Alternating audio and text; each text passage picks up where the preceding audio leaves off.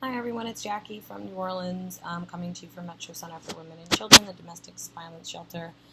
Um, I'm in my last couple of weeks here, which is pretty crazy. So I've begun doing some closing I've begun termination with my clients weeks ago, and I'm pretty much terminated with all of my clients except one, um, who is thinking about continuing on with therapy at my center. And the thing that's been really tough is because she's kind of admitted to me that the reason that she's continuing to come to therapy is for her court case that's coming up.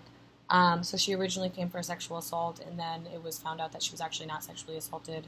Um, but she's still suing her place of business for, I don't know, in some civil case. I don't really understand what grounds she has, because originally she was suing for sexual assault, but then the footage of the night came out. It was a night that she got really drunk with her boss, and she's in the entire footage, and so and she came in, and I'm not putting words in her mouth, she came into my session and said, great news, I was not sexually assaulted.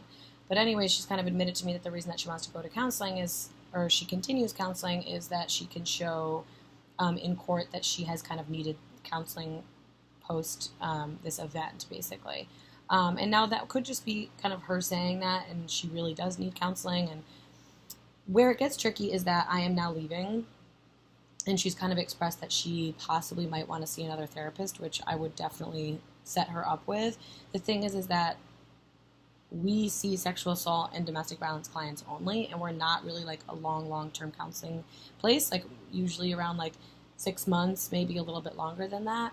Now, of course, we always want to give the clients what they need, but it is really tough, like talking with my supervisor today, that I know, first of all we really talk about is her stress, is a little bit of stress management, because she was cut off from her pain medication for her back, and now is getting them off of the street, which is something that we talk about a lot too. We do a lot of like anxiety, a bit of anxiety work, things like that, but she's really more applicable to our behavioral health center within New Orleans, which is still free of charge.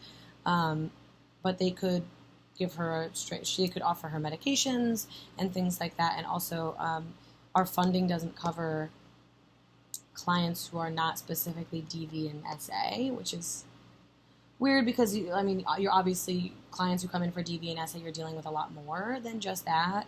But anyways, it's kind of tricky, and my supervisor is like, of course, if she asks for another therapist here specifically, like you should give it to her. You know what I mean? You always want to try to do what the client says that they need. However, it's not really within our funding here to continue to do counseling with somebody who, it's not even specifically that she wasn't sexually assaulted. She doesn't believe that she was sexually assaulted. And, like if she still believed that she was, yet the tape showed that she wasn't, there'd be a different story. But she is very much, I guess she was more concerned about the fact that her boss took her out drinking. Again, I've talked about this client a little bit before in my previous videos. It's the one that she has about 5 or 6 civil cases open right now. Quite a difficult client for me, a lot of frustration from my end, because I kind of feel a little bit like used in a way, that she's basically saying like she's already asked me for multiple times for me to write her basically a letter saying that she comes and sees me weekly for her lawyers. And then, all my notes that I take on her, I was talking with my supervisor about if I get subpoenaed for her notes. And what she said is like, listen, she's read through my notes, and she's like, they're very honest, and they don't go into too much. And she goes, I would not give too much detail in your notes. But if the lawyer does contact you, what I would say is that, because once the lawyer gets subpoenaed from me, the opposite side is going to get the exact same notes. And to be honest, my notes would probably better assist the other side. So the people who are saying that they're not liable for this civil case. So I was really hoping that the lawyer would call while I'm still here, so that the lawyer could talk to me and I could say, listen, like, you really don't want to subpoena these notes. They're not going to help you. I did not fall into her role of victimization here at all. You know what I mean? Not that I necessarily demonized her in any way, but I was just kind of very blunt and presented the case as it was, honestly. But anyways, that's kind of what's going on right now with that, my last client. And it's just kind of tricky and a bit frustrating, to be completely honest.